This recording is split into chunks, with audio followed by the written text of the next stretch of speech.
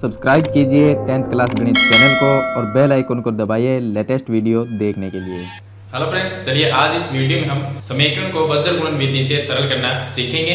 पीछे दो वीडियो मैंने आपको बताया था प्रतिस्थापन विधि और विलोपन विधि से समीकरण को किस तरह से सरल किया जाता है। अगर आपको वो वीडियो देखनी है तो इस वीडियो के डिस्क्रिप्शन में आपको एक प्लेलिस्ट का लिंक मिलेगा, जहां पर पीछे वाली आपको कंप्लीट वीडियो मिल जाएगी। तो चलिए हम सीखते हैं कि वज्र गुणन विधि से समीकरण को सरल कैसे किया जाता है। तो आप वीडियो को लाइक कर दीजिए और चैनल को सब्सक्राइब कर लीजिए ताकि ऐसी वीडियो आपको आगे भी मिलती रहे।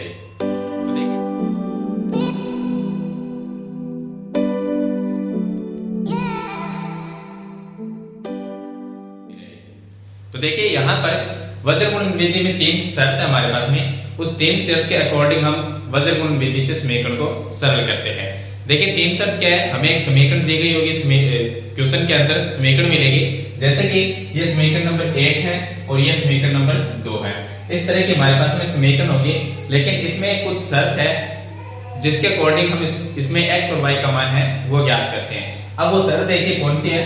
पहला ये है कि a1 बटे a2 b1 b2 इसका मान तो बराबर है, लेकिन c1 बटे c2 का मान बराबर नहीं है। अगर ऐसी कंडीशन हो हमारे पास में तो उसमें समीकरण का कोई भी हल नहीं होता है, यानी हम समीकरण को आगे सरल नहीं करते। हम इतना ही सरल करते हैं a1 बटे a2 b1 बटे b2 और c1 बटे c2 तक ही समीकरण को सरल करेंगे। उसके अलावा अगर इसका मान बराबर है और इसका मान बराबर नहीं है तो हम ये लिख देंगे कि समीकरण निकाय का कोई भी हल नहीं है। उसके बाद में दूसरी शर्त है कि देखिए a1 बटे a2 b1 बटे b2 और c1 बटे c2 किसी का भी मान बराबर ना हो तो उसमें समीकरण निकाय का एक अद्वितीय हल होगा, तो उसको हम आगे सरल करेंगे और x y का मान है वो ज्ञात करेंगे। तीसरी जो कंडीशन है उसके अंदर अगर तीनों ही बराबर हो तो उसमें समीकरण जो निकाय है उसके अनेक हल होंगे। तो हम एक ही कंडीशन में समीकरण को आगे सरल करते हैं जिसके अंदर किसी का भी मान बराबर नहीं हो, और बाकी दो कंडीशन के अंदर समीकरण को सिर्फ हम a1 बटे a2 b1 बटे b2 और c1 बटे c2 तक मान निकालते हैं और हम ये देखते हैं कि समीकरण निकाय का या तो कोई हल नहीं है या उसके अनेक हल हैं, सिर्फ इतना ही उसका आंसर होगा। अगर तीनों का मान बराबर नहीं है यानी तीनों ही अलग अलग है तो उसके अद्वितीय हल होंगे और उसको हम आगे सरल करके x y का मान ज्ञात करेंगे। तो यहाँ पर मैंने एक समीकरण ली है, दो समीकरण है जो क्वेश्चन में दिया गया है। उसमें 2x प्लस y बराबर 5 है और 3x प्लस 2y बराबर 8 है। यहाँ से हम a1 बटे a2 b1 बटे b2 और c1 बटे c2 का मान ज्ञात करेंगे। तो देखिए x के पास में जो भी है, पहले समीकरण में क्या हो a1, y के पास में जो होगा b1 और जो अकेली संख्या है वो होगा c1, और दूसरे समीकरण के अंदर x के पास में जो संख्या होगी वो a2, y के पास में जो संख्या होगी वो b2 और जो अकेली संख्या होगी वो c2 का मान होगा। तो चलिए मैं निकाल लेता हूं। तो a1 का मान कितना हुआ, a1 का मान हुआ 2। इसी तरह से b1 का जो मान होगा, y के पास में अगर कोई संख्या है तो ठीक है वो लिख देंगे, अगर नहीं है तो उसकी जगह हमें 1 लिखना है। तो चलिए यहाँ पर हम 1 लिख देते हैं। और जो c1 है, c1 का मान क्या है, ये 5 जो है इसको अगर इस साइड में लेके आएंगे तो माइनस में 5 हो जाएगा। इसको हम माइनस में 5 लिखें क्योंकि हमें समीकरण को इस तरह से लिखना है। मैं लिख के आपको बता देता हूँ। समीकरण को हमें लिखना है 2x प्लस में y, और जो 5 है उसको इस साइड में लेके आएंगे तो माइनस 5, बराबर में 0 रखना है। इसी तरह से समीकरण 2 है उसको भी मैं लिख देता हूँ। ये हो जाएगा 3x प्लस में 2y माइनस में 8 बराबर में 0। इस तरह से समीकरण को हमें लिखना है। उसके बाद में हम a1 a2 b1 b2 के मान निकालेंगे। तो a1 का मान कितना होगा 2 और b1 का मान लिख देता हूँ, y के पास में जो संख्या है 1 और c1 का जो मान है वो लिख देंगे माइनस में 5। इसी तरह से a2 का मान निकाल लेते हैं। a2 का मान x के पास में 3 है तो वो लिख देते हैं। b2 का मान हो जाएगा, y के पास में 2 है वो भी प्लस में है, और c2 का मान हो जाएगा यहाँ पर माइनस में 8। अब हमने a1 b1 c1 और a2 b2 c2 के मान निकाल लिए। अब हमें रखना है इस कंडीशन को हमें अप्लाई करना है कि कौन सी कंडीशन होगी इसमें से। तो देखिए a1 बटे a2 लिखते हैं। तो a1 बटे a2 का मतलब होगा 2 बटे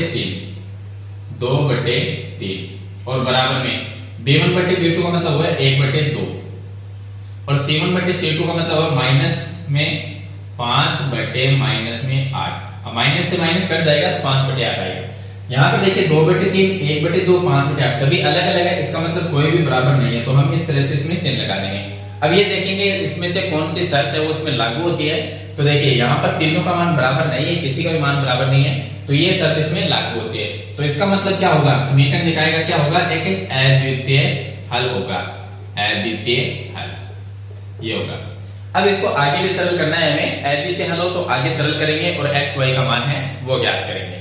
अब देखिए आगे किस तरह सरल करना है, पहले हमें लिखना है x, इसके बट्टे में क्या लिखेंगे, x लिखेंगे तो x का मान नहीं लिखना, मतलब कि a1 a2 किसके मान है, x के पास वाली जो संख्या है वही तो है, तो हमें वो संख्या इसके नीचे नहीं लिखनी, इसके नीचे लिखेंगे हम y वाली और अकेली जो संख्या है, तो हम क्या लिखेंगे, 1 लिखेंगे, या यहां से मैं बता देता हूं, देखिए x लिखा है तो इसके नीचे यहाँ पर समीकरण नंबर 1 में 2 और 3 ये तो लिखना नहीं है, y के पास में यहाँ पर क्या है 1 वो लिखेंगे, और दूसरे समीकरण में y के पास में क्या है 2 वो लिख देंगे, तो वो मैंने लिख दिया।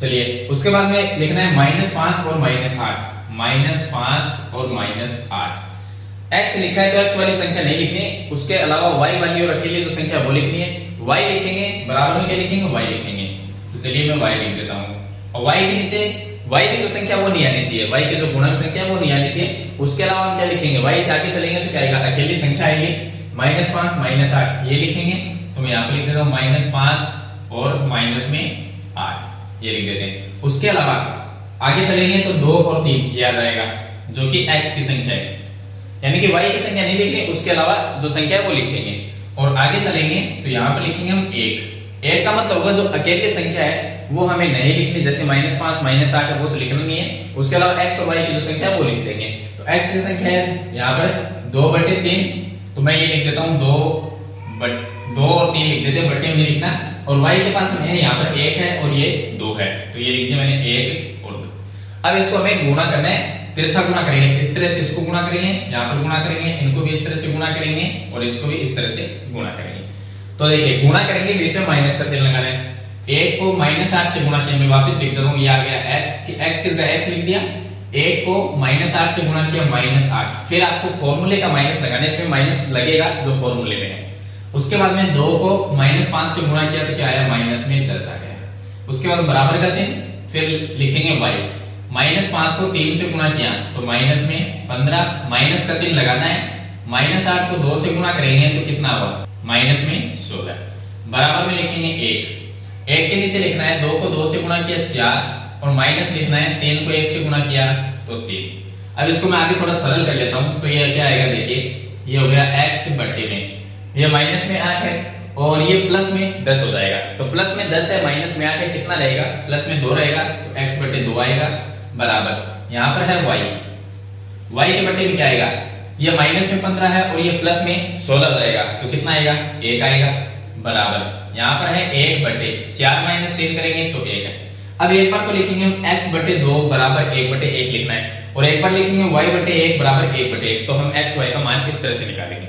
अब देखिए इसको हम सरल करेंगे, एक बार लिखेंगे x बटे 2 बराबर 1/1, ये लास्ट वाला, x बटे 2 को एक बार 1/1 के साथ में लिखेंगे, सरल करेंगे तो x का मान क्या आएगा, देखिए x को 1 से गुणा किया x और 2 को 1 से गुणा किया 2, तो ये आ गया x का मान। चलिए उसके बाद में y एक बार हम ये लिखेंगे, तो ये पहले से चलिए लिखा हुआ है, तो y को 1 से गुणा किया क्या आ गया y, और 1 को 1 से गुणा करेंगे तो क्या आ गया 1, तो y का मान कितना आ गया 1, तो ये हो गया x का मान 2 और y का मान 1। तो इस तरह से हम x और y का मान है वो ज्ञात करते हैं। तो इसके अंदर आपको ध्यान रखना पड़ता है, जो शर्त दी गई है उसके अकॉर्डिंग हम समीकरण को सरल करते हैं। अगर इसमें अद्वितीय हल होता है तो हम समीकरण को आगे हल करके x y का मान निकालते हैं। अगर इसके अंदर समीकरण के अनेक हल हो या उसका कोई भी हल ना हो तो हम समीकरण को आगे सरल नहीं करते, जिसके अंदर x और y का मान नहीं निकालते। अब इसके अलावा दो कंडीशन रह गई है, जिसमें एक में समीकरण निकाय का कोई भी हल नहीं होगा और दूसरी में समीकरण निकाय के अनेक हल होंगे। तो उस कंडीशन में जो समीकरण होगी वो समीकरण लेके हम उसे भी एक बार सरल करते हैं। अब देखिए हमने एक क्वेश्चन और लिया है जिसके अंदर ये समीकरण नंबर 1 और समीकरण नंबर ये 2 है। इसमें चलिए a1 a2 का मान निकालते हैं। तो a1 का मान कितना है, a1 का मान यहाँ पर x के पास में जो संख्या होगी, कोई भी संख्या नहीं है तो मैंने बताया आपको 1 लिखना है, तो हमने लिख दिया 1। इसी तरह से b1 का मान कितना है, y के पास में माइनस में 3 है वो लिख दिया, और c1 का जो मान है वो माइनस में 3 है। इसी तरह से a2 का मान निकाल लेते हैं, x के पास में 3 और b2 का मान y के पास में माइनस में 9 है और c2 का जो मान है वो है माइनस में 2। चलिए अब हम इसके कंडीशन देखते हैं कि कौन सी कंडीशन इसमें लागू होती है। तो हम लिखते हैं a1 बटे a2, b1 बटे b2 और c1 बटे c2। तो a1 बटे a2 लिखेंगे तो 1 बटे 3 आएगा, तो मैंने लिखा 1 बटे 3 बराबर ये आएगा -3 बटे -9, -3 बटे -9 बराबर -3/-2, तो ये आ गया -3/-2। अब देखिए ये माइनस से माइनस कट जाएगा, तो 3 का भाग 3 में चला गया एक बार, और ये भी कट जाएगा, तो कितना आएगा 1/3 बराबर 3 का भाग 3 में एक बार गया, तो वो लिख दिया 1, और इसमें कितनी बार गया 3 बार, तो ये दोनों बराबर हो गए।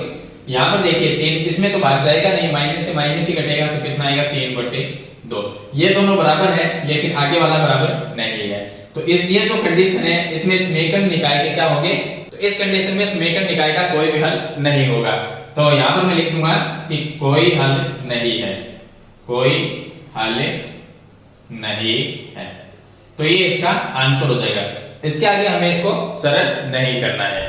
अब आपके मन में एक सवाल जरूर होगा कि ये ऐसा क्यों होता है। अगर आप इसको विलोपन विधि से एक बार सरल करके देख सकते हो कि हम इसका मान निकाल सकते हैं या नहीं निकाल सकते। तो देखिए अगर हम इसको विलोपन विधि से सरल करें, प्रतिस्थापन या विलोपन विधि से एक बार आप सरल करके इसको देख सकते हो। तो यहाँ पर अगर हम सरल करना चाहें तो मैं इसको अगर 3 से गुणा करता हूँ, तो हमें तो समीकरण को एक पद तो बराबर करना पड़ेगा। चलिए मैं आपको जल्दी बता देता हूँ। यहाँ पर मैं लिखता हूँ 3x, और ये इसको 3 से गुणा किया तो कितना हुआ 9y माइनस में 9 इज इक्वल टू 0, और दूसरी समीकरण क्या है 3x माइनस में 9y minus 2 is equal to 0।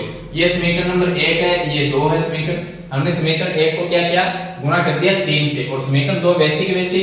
अब देखिए यहाँ पर अगर हम इसको घटाते हैं या माइनस करते हैं, तो ये माइनस हो गया, ये कट गया, ये प्लस हो गया, ये भी कट गया।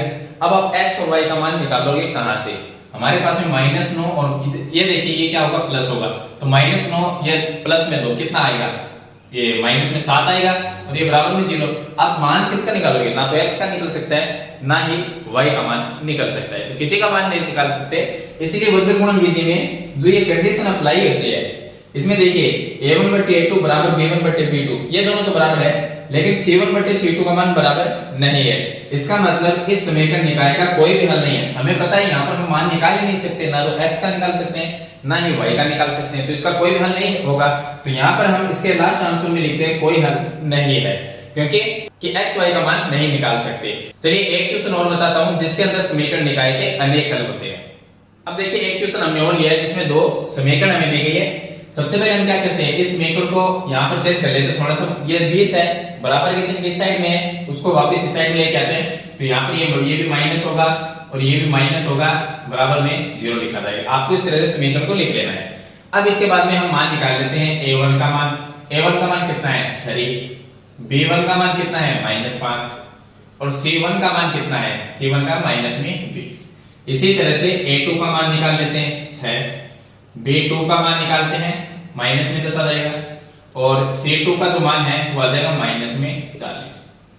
अब इसको बट्टे में लिख के देखते हैं कि a1/a2 कितना है, a1/a2 है 3/6 बराबर b1/b2 -5/-10, और c1/c2 -20/-40।